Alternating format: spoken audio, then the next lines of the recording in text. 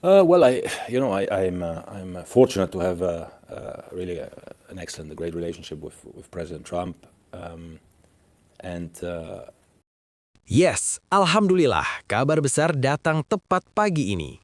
FIFA dikabarkan menyiapkan opsi mencoret Iran dari Piala Dunia 2026.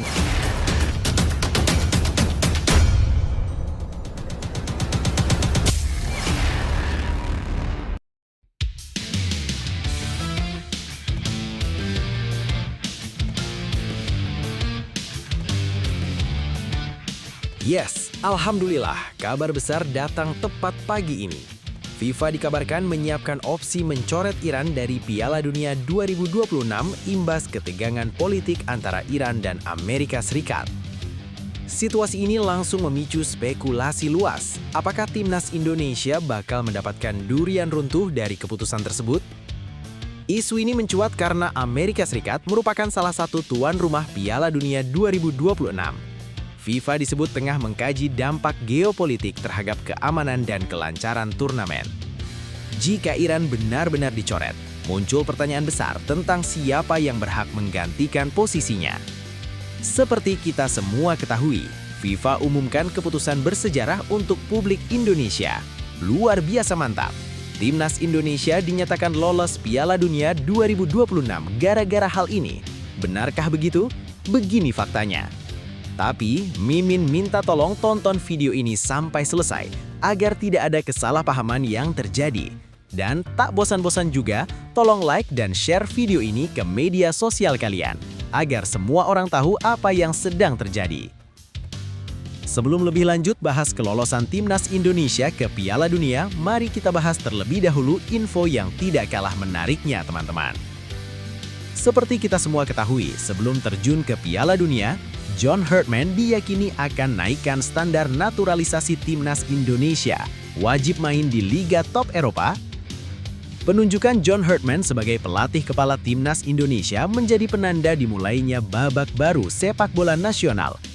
Pelatih asal Inggris itu berusia 50 tahun itu datang dengan reputasi kuat berkat rekam jejaknya bersama timnas Selandia Baru dan Kanada. Salah satu topik yang langsung menyita perhatian publik adalah sikap tegas Herdman terhadap program naturalisasi pemain keturunan.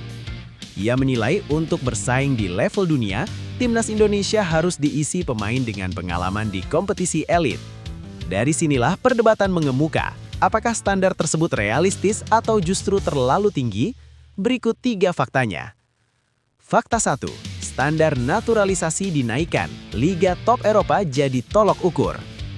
John Herdman secara terbuka menyatakan bahwa naturalisasi tetap menjadi bagian dari strategi timnas Indonesia, namun dengan kriteria yang jauh lebih ketat. Ia menegaskan pengalaman bermain di 5 liga top Eropa menjadi faktor penting untuk mengangkat level permainan tim nasional. Pernyataan itu disampaikan Herdman dalam konferensi pers di Jakarta ketika ia menyinggung filosofi kepelatihannya yang telah diterapkan saat membesut Kanada. Ya, saya rasa kalau Anda melihat perjalanan saya bersama Kanada, saya punya filosofi yang sangat jelas. Untuk bisa bersaing di panggung dunia, Anda membutuhkan pemain level 1 dan 2, pemain yang bermain di 5 liga top dunia, ujar John Herdman. Menurutnya, kualitas kompetisi tempat seorang pemain berkarier akan sangat mempengaruhi kecerdasan taktik, intensitas bermain, serta mental bertanding di level internasional. Meski sempat dianggap terlalu ambisius, standar tersebut dinilai sejalan dengan target jangka panjang PSSI yang membidik Piala Dunia 2030. Herdman percaya timnas Indonesia tidak cukup hanya mengandalkan bakat, tetapi juga membutuhkan pemain yang terbiasa menghadapi tekanan tinggi dan ritme cepat sepak bola Eropa. Fakta kedua, skuad saat ini sudah mengarah ke visi Herdman. Jika menilik komposisi timnas Indonesia saat ini, syarat bermain di Liga Elit Eropa bukanlah hal mustahil. Sejumlah pemain naturalisasi sudah lebih dulu mencicipi kerasnya kompetisi papan atas.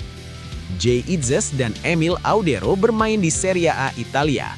Kevin Dix berkiprah di Bundesliga Jerman, sementara Dean James Miliano Jonathans dan Justin Hubner tampil di Eredivisie Belanda. Fakta ini menunjukkan bahwa fondasi yang diinginkan Herdman sebenarnya sudah mulai terbentuk.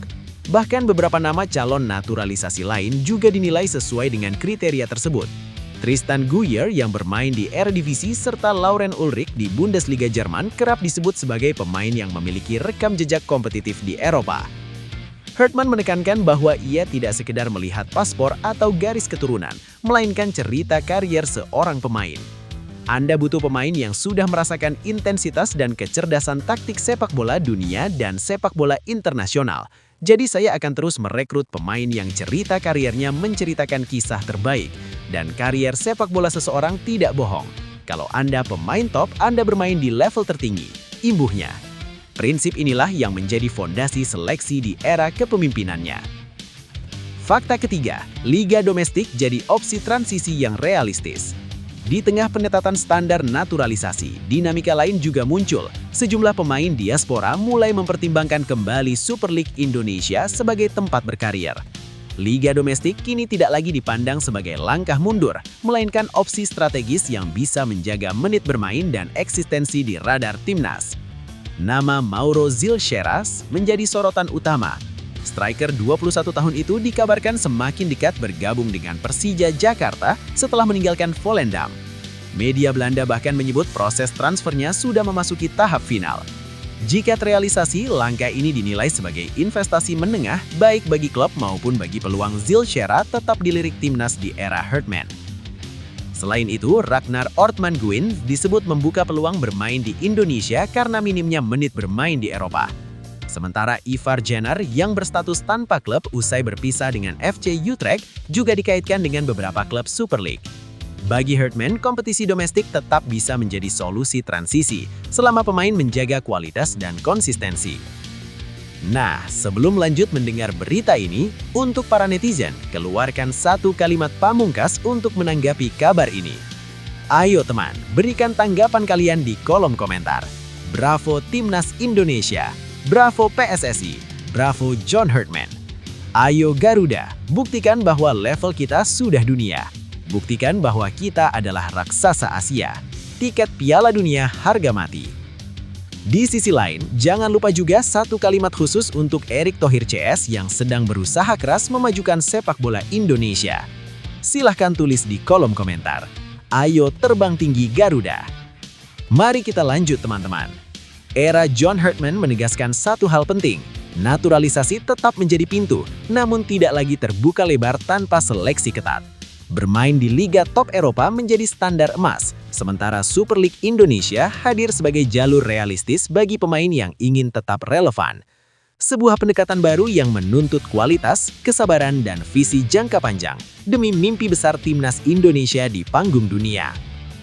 Lebih lanjut, situasi ini mencerminkan pergeseran paradigma yang cukup berani dalam pengelolaan timnas Indonesia.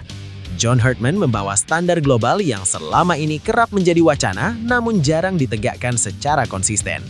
Menjadikan pengalaman di Liga Top Eropa sebagai tolok ukur naturalisasi bukan semata soal gengsi, melainkan upaya mempercepat kurva belajar timnas agar sejajar dengan negara-negara yang sudah lebih dulu mapan di level internasional. Di sisi lain, kebijakan ini juga menjadi pesan tegas bahwa naturalisasi bukan jalan pintas. Pemain keturunan tidak otomatis mendapat tempat hanya karena darah Indonesia, tetapi karena kualitas dan rekam jejak kompetitifnya. Ini penting untuk menjaga keseimbangan ruang ganti sekaligus memberi sinyal positif bagi pemain lokal bahwa standar timnas ditentukan oleh performa bukan latar belakang. Namun realitas sepak bola tidak selalu hitam putih. Liga domestik tetap memiliki peran strategis, terutama sebagai ruang transisi bagi pemain yang sedang mencari stabilitas menit bermain. Selama kualitas kompetisi terus ditingkatkan, Super League Indonesia tidak harus dipandang sebagai kemunduran, melainkan sebagai ekosistem pendukung yang memperkuat timnas. Jika konsisten dijalankan, pendekatan Hartman berpotensi membentuk timnas Indonesia yang lebih matang secara mental dan taktik. Tantangannya ada pada keberanian semua pihak untuk bersabar, karena standar tinggi selalu menuntut proses panjang. Tapi justru disitulah nilai terbesarnya. Timnas tidak lagi sekedar mengejar hasil instan, melainkan membangun fondasi menuju level dunia. Perubahan besar memang selalu terasa berat di awal, apalagi ketika standar dinaikkan setinggi langit. Namun disitulah mimpi besar diuji. Sepak bola Indonesia tidak akan pernah melangkah lebih jauh jika terus nyaman dengan batas lama. Standar tinggi bukan untuk menyingkirkan, melainkan untuk mengajak semua pihak naik kelas bersama. Bagi para pemain, ini adalah tantangan sekaligus peluang. Setiap menit latihan, setiap laga, dan setiap keputusan karier kini punya makna lebih besar. Tidak ada lagi alasan untuk setengah-setengah, karena panggung dunia hanya memberi ruang bagi mereka yang berani berjuang di level tertinggi. Untuk pendukung dan publik, kesabaran adalah kunci. Proses tidak selalu indah, hasil tidak selalu datang cepat. Namun ketika fondasi dibangun dengan benar, kemenangan akan terasa lebih bermakna. Percayalah, mimpi besar selalu dimulai dari keberanian untuk berubah. Dan hari ini sepak bola Indonesia sedang belajar berani. Kiper Timnas Indonesia Maarten Paes sebut gabung Ajax adalah mimpi dari kecil. Kepindahan Maarten Paes ke Ajax Amsterdam bukan sekedar transfer biasa. Bagi kiper Timnas Indonesia itu, mengenakan seragam klub raksasa Belanda merupakan puncak dari perjalanan panjang yang sudah ia bayangkan sejak masih kanak-kanak. Ajax resmi mengumumkan kedatangan Paes pada awal Februari 2026, dan keputusan itu langsung menarik perhatian publik sepak bola baik di Belanda maupun Indonesia. Dari mimpi masa kecil hingga tantangan besar di Eredivisie, inilah 3 faktanya. Fakta pertama, mimpi masa kecil yang akhirnya terwujud. Bagi Maarten Paes, Ajax bukan nama asing dalam hidupnya. Ia lahir di Nijmegen dan tumbuh besar di lingkungan sepak bola Belanda yang kental dengan budaya Ajax. Ketika kepindahannya diumumkan, Paes tak menutupi rasa bangganya. Ia menyebut bergabung dengan Ajax sebagai sesuatu yang sangat istimewa dan emosional dalam perjalanan karirnya. Paes bahkan mengungkapkan bahwa kecintaannya pada Ajax sudah tumbuh sejak kecil. Ia mengenal betul besarnya klub berjuluk The Golden Zonen tersebut dan memimpikan suatu hari bisa menjadi bagian di dalamnya. Mungkin terdengar klise bahwa Ajax adalah impian masa kecil saya, bahwa saya tidur dengan piyama Ajax, tapi itu benar. Sangat indah bisa menjadi bagian dari klub ini, ujar Paes. Ungkapan itu menggambarkan betapa transfer ini bukan sekedar langkah profesional, melainkan pencapaian personal yang telah lama ia nantikan. Fakta kedua, langkah besar usai petualangan di Amerika Serikat. Kepindahan ke Ajax menandai fase baru dalam karir Paes setelah beberapa musim terakhir bermain di MLS bersama FC Dallas. Di sana, ia menjadi kiper andalan dan mendapatkan banyak menit bermain yang membentuk kematangannya sebagai penjaga gawang. Keputusan hijrah ke MLS bukan langkah tanpa arah, melainkan bagian dari visi jangka panjang yang sudah ia rancang. Paes mengakui bahwa sejak bermain di Amerika Serikat, ia selalu memikirkan peluang untuk kembali ke Belanda di level tertinggi. Ketika kamu menjadi profesional, kamu percaya pada diri sendiri dan berpikir bahwa banyak hal yang mungkin terjadi. Saya selalu memiliki visi jangka panjang, dan langkah saya ke Amerika juga bagian dari itu. Di sana saya berpikir, jika saya kembali ke Belanda, maka ke Ajax. Itu berhasil, ucapnya. Ajax menjadi tujuan ideal yang menurutnya sepadan dengan pengalaman dan proses yang telah ia jalani.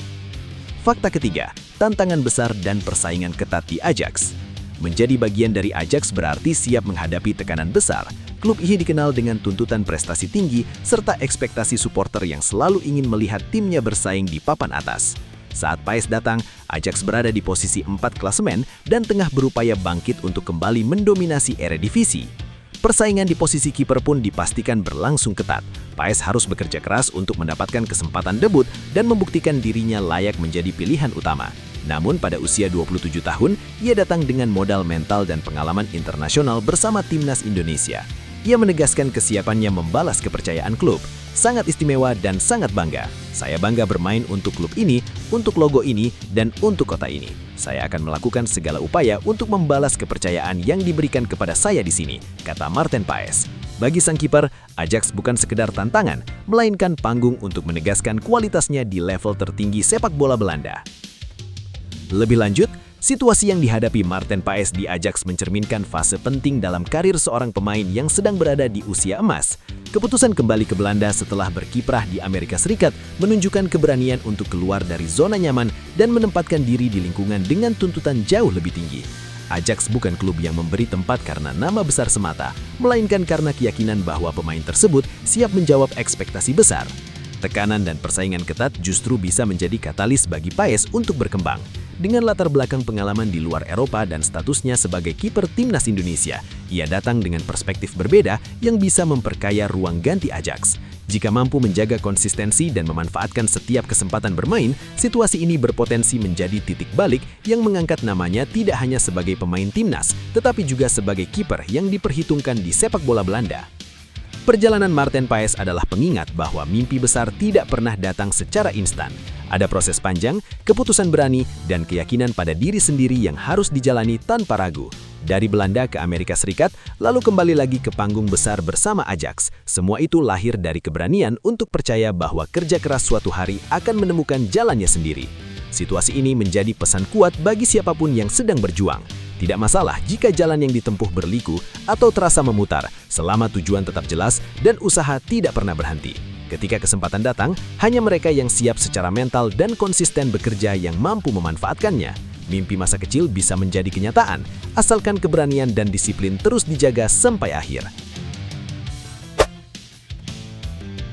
Media Belanda bocorkan pemain naturalisasi timnas Indonesia gabung Dewa United. Kabar tentang masa depan Ivar Jenner akhirnya menemukan titik terang. Gelandang naturalisasi timnas Indonesia itu dikabarkan resmi melanjutkan kariernya ke tanah air setelah mengakhiri kebersamaannya dengan FC Utrecht. Media Belanda menjadi pihak pertama yang membocorkan langkah besar ini, yang sekaligus menandai babak baru perjalanan Jenner di sepak bola Indonesia. Berikut ini 3 faktanya.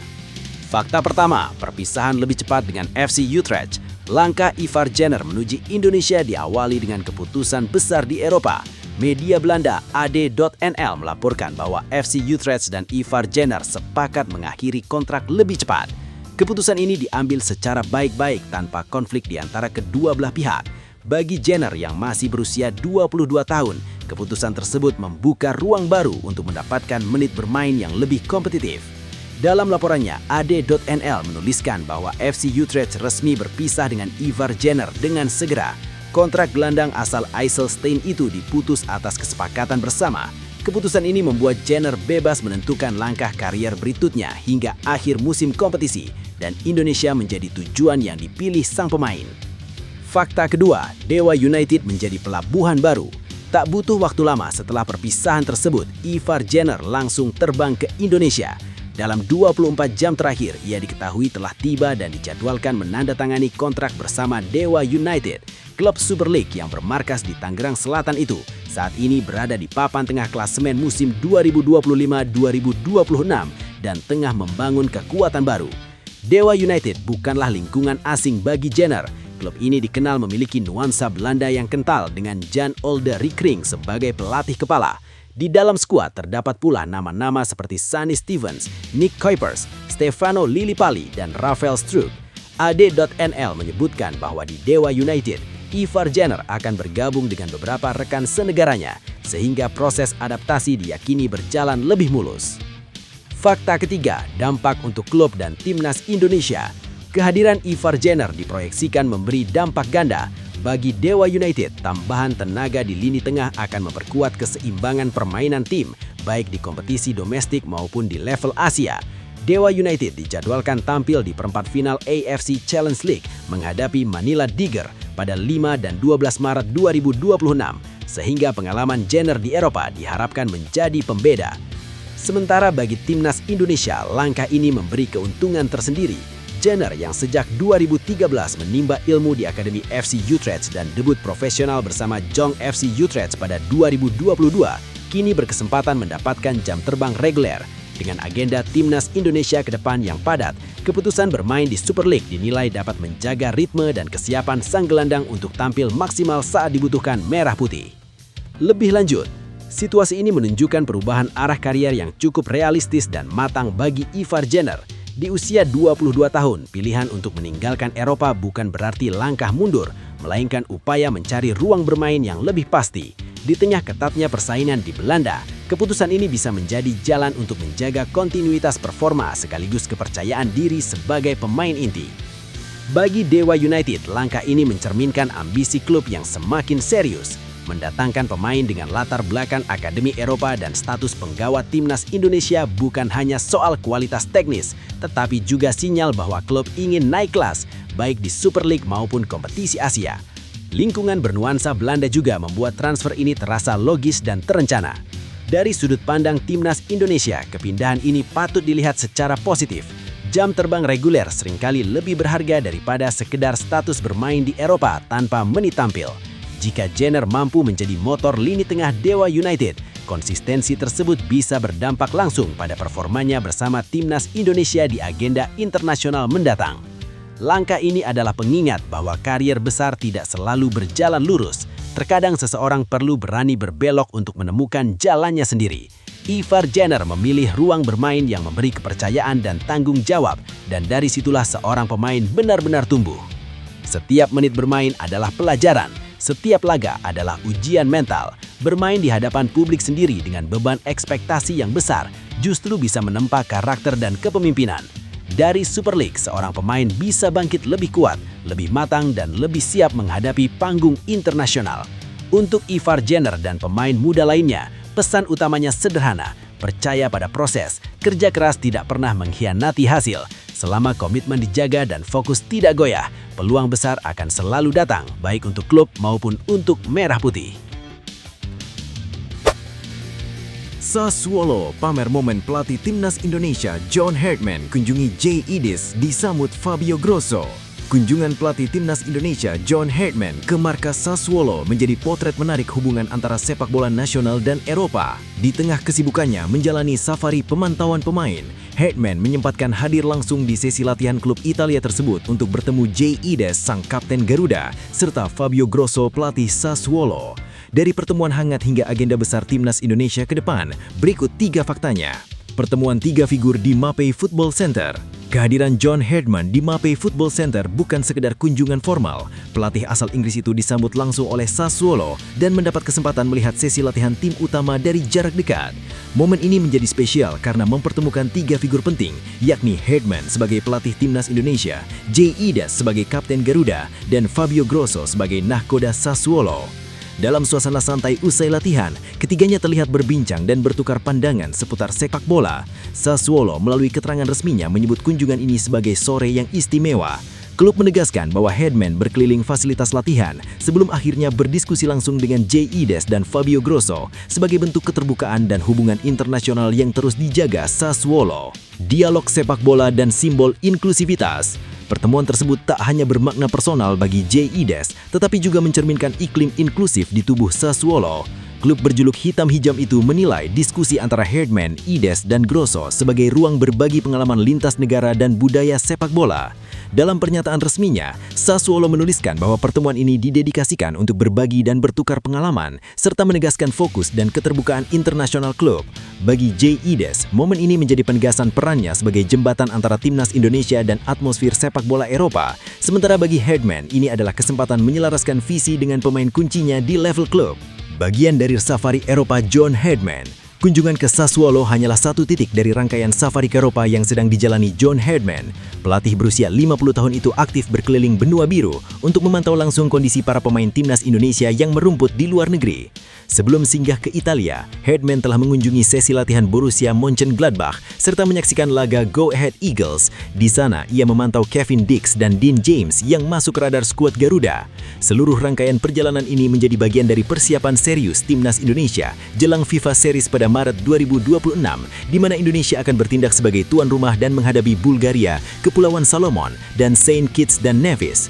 Kunjungan ke Sassuolo sekaligus menegaskan pendekatan aktif Herdman yang tak hanya menunggu laporan tetapi hadir langsung di lapangan, memastikan para pemainnya berada dalam jalur terbaik menuju agenda besar timnas Indonesia.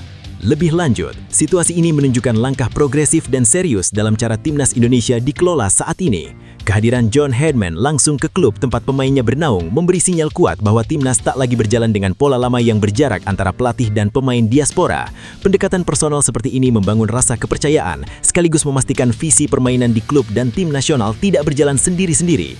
Dari sudut pandang profesional sepak bola modern, kunjungan ini juga mencerminkan standar kerja pelatih level internasional. Headman tak hanya memantau performa J.I.D.E.S di atas lapangan, tetapi juga memahami lingkungan latihan, budaya klub, serta komunikasi langsung dengan pelatih Fabio Grosso. Ini penting karena keputusan teknis di timnas akan lebih kontekstual dan berbasis kondisi nyata pemain, bukan sekedar statistik atau cuplikan pertandingan. Bagi J.I.D.E.S sendiri, momen ini mempertegas posisinya sebagai figur sentral timnas Indonesia. Ia tak hanya dinilai sebagai pemain, tetapi juga sebagai pemimpin yang mampu menjembatani kepentingan klub dan negara. Interaksi terbuka antara Herdman, Idas, dan Grosso memberi gambaran bahwa timnas Indonesia mulai dipandang sejajar dan layak dihormati di ekosistem sepak bola Eropa. Secara lebih luas, situasi ini memberi pesan optimistik bagi publik sepak bola nasional. Timnas Indonesia sedang dibangun dengan pendekatan jangka panjang, profesional, dan berwibawa. Selama arah perjuangan jelas dan niatnya tulus, Garuda akan terus terbang lebih tinggi. Situasi ini harusnya menjadi sumber motivasi besar bagi seluruh ekosistem sepak bola Indonesia. Ketika pelatih kepala timnas turun langsung menyusuri Eropa, bertemu pemain, berdiskusi dengan pelatih klub, dan melihat latihan dari dekat, itu adalah bukti bahwa mimpi besar tak lagi hanya wacana. Proses sedang berjalan dan fondasinya dibangun dengan kerja nyata. Bagi para pemain, ini adalah pesan jelas bahwa setiap menit latihan, setiap pengorbanan di klub akan diperhatikan dan dihargai. Tidak ada lagi jarak antara perjuangan di luar negeri dengan panggilan membela merah putih. Kesempatan akan selalu datang bagi mereka yang konsisten, disiplin, dan berani bersaing. Untuk pemain muda dan talenta lokal, momen ini harus dibaca sebagai harapan. Jika hari ini J.I.D.E.S berdiri sejajar dengan pelatih besar di Eropa, maka besok bisa saja giliran nama lain dari Indonesia. Asal ada kerja keras, mental kuat, dan kemauan belajar, batas itu bisa ditembus. Dan bagi supporter, inilah saatnya terus percaya dan bersabar. Sepak bola besar tidak dibangun dalam semalam, tetapi dari langkah-langkah kecil yang konsisten. Selama arah perjuangan jelas dan niatnya tulus, Garuda akan terus terbang lebih tinggi. Rasmi, Nova Arianto panggil 28 pemain Timnas U17 Indonesia untuk 2 laga uji coba lawan China. Timnas U17 Indonesia kembali memasuki fase penting persiapan menuju Piala Asia U17 2026. 2 laga uji coba internasional melawan China menjadi panggung awal untuk melihat arah pembangunan Garuda Asia. Di balik agenda tersebut tersimpan proses seleksi ketat regenerasi pemain, evaluasi mental bertanding, hingga kesinambungan visi pelatih. Inilah 3 faktanya. Nova Arianto tetap turun gunung meski sudah naik kelas. Promosi Nova Arianto ke Timnas U20 Indonesia tak lantas memutus keterlibatannya bersama kelompok usia di bawahnya. Ia kembali berdiri di pinggir lapangan mendampingi Timnas U17 Indonesia dalam 2 laga uji coba melawan China di Indomilk Arena Tangerang. Keputusan ini memperlihatkan komitmen jangka panjang federasi dalam menjaga kesinambungan filosofi permainan dari kelompok usia muda hingga level lebih tinggi. 2 pertandingan yang dijadwalkan pada 8 Februari 2026 pukul 21 WIB dan 11 Februari 2026 pukul 18.30 WIB bukan sekedar uji coba biasa. Bagi Nova Arianto, laga ini adalah ruang kerja untuk mematangkan struktur tim, membaca karakter pemain, serta menanamkan mental bertanding internasional sejak dini. Evaluasi menyeluruh akan dilakukan dari teknik, fisik, hingga pemahaman taktik yang menjadi fondasi menuju Piala Asia U17 2026. Wajah baru mendominasi, tapi generasi lama tetap dijaga. Dari 28 pemain yang dipanggil, mayoritas merupakan wajah baru hasil pemantauan panjang dari klub Liga Indonesia, akademi hingga klub luar negeri. Langkah ini menegaskan bahwa pintu Timnas U17 Indonesia terbuka lebar bagi talenta muda dari berbagai jalur pembinaan, tanpa melihat latar belakang klub besar atau kecil. Meski demikian, Nova Arianto tidak sepenuhnya melepas pemain generasi sebelumnya. Nama Mirza Firjatullah yang pernah tampil di Piala Dunia U17 2025 di Qatar kembali masuk daftar. Begitu pula Nicholas Indra yang kini berproses bersama klub Norwegia Rosenborg BK. Kehadiran mereka menjadi jembatan pengalaman sekaligus standar bagi pemain baru tentang tuntutan level internasional yang sesungguhnya. Peta kekuatan klub lokal dan arah tim menuju Piala Asia U17 2026. Distribusi pemain menunjukkan kekuatan pembinaan klub lokal yang kian merata. Persik Kediri menjadi penyumbang terbanyak dengan 6 pemain, disusul Bali United dengan 4 nama. Komposisi ini memberi gambaran bahwa pembinaan usia muda di level klub mulai menghasilkan talenta siap pakai untuk kebutuhan tim nasional. Melalui 2 laga uji coba melawan China, tim pelatih akan menguji kesiapan pemain secara utuh. Bukan hanya soal hasil pertandingan, melainkan bagaimana pemain bereaksi di bawah tekanan, membaca permainan lawan, dan menjaga konsistensi selama 90 menit. Hasil dari evaluasi ini akan menjadi dasar penyusunan kerangka utama Timnas U17 Indonesia yang sudah dipastikan tampil langsung di putaran final Piala Asia U17 2026 berkat kelolosan ke Piala Dunia U17 2025. Lebih lanjut, situasi ini menunjukkan bahwa pembinaan Timnas Indonesia di level usia muda mulai diarahkan secara lebih serius dan berkelanjutan. Keputusan Nova Arianto tetap turun langsung menangani Timnas U17 meski sudah dipercaya menukangi U20, memberi sinyal kuat bahwa federasi tidak ingin ada jeda atau putusnya visi permainan antar kelompok umur. Ini langkah penting agar pemain tidak lagi harus beradaptasi ulang dengan filosofi baru setiap kali naik level. Pemanggilan banyak wajah baru juga patut diapresiasi karena menandakan proses scouting yang hidup dan kompetitif. Pemain muda didorong untuk terus berkembang karena tahu peluang ke tim nasional selalu terbuka. Namun, tetap dipertahankannya beberapa pemain generasi sebelumnya adalah keputusan bijak agar ruang ganti tetap memiliki figur berpengalaman yang sudah merasakan atmosfer turnamen besar. Dua laga melawan China menjadi momentum krusial bukan untuk mengejar kemenangan semata, tetapi untuk menguji karakter. Dari laga seperti inilah akan terlihat siapa yang siap secara mental, siapa yang mampu disiplin taktik, dan siapa yang hanya menonjol di level kompetisi domestik. Jika proses evaluasi ini dijalankan konsisten, maka Timnas U17 Indonesia punya peluang membangun tim yang bukan hanya kompetitif di Asia, tetapi juga matang secara mental saat memasuki turnamen besar. Perjalanan ini adalah pengingat bahwa mimpi besar selalu dimulai dari kesempatan kecil yang berani diambil. Pemanggilan ke Timnas U17 Indonesia bukanlah garis akhir, melainkan pintu awal untuk membuktikan diri. Setiap latihan, setiap menit bermain, dan setiap instruksi pelatih adalah bekal berharga yang bisa menentukan masa depan karir seorang pemain. Bagi para pemain muda, jangan takut bersaing dan jangan ragu menunjukkan karakter. Bermain untuk Garuda di dada berarti membawa harapan banyak orang, namun juga memberi peluang emas untuk tumbuh lebih cepat dari yang lain. Tekanan adalah bagian dari proses, dan dari situlah mental juara dibentuk. Untuk tim pelatih dan seluruh ekosistem di sekitarnya, situasi ini adalah momentum membangun fondasi sepak bola Indonesia yang lebih kuat. Kesabaran, konsistensi, dan keberanian memberi ruang bagi talenta muda selalu berbuah hasil. Jika proses dijaga dengan jujur dan kerja keras terus dikedepankan, maka prestasi bukan lagi sekedar mimpi, melainkan tujuan yang bisa diraih bersama.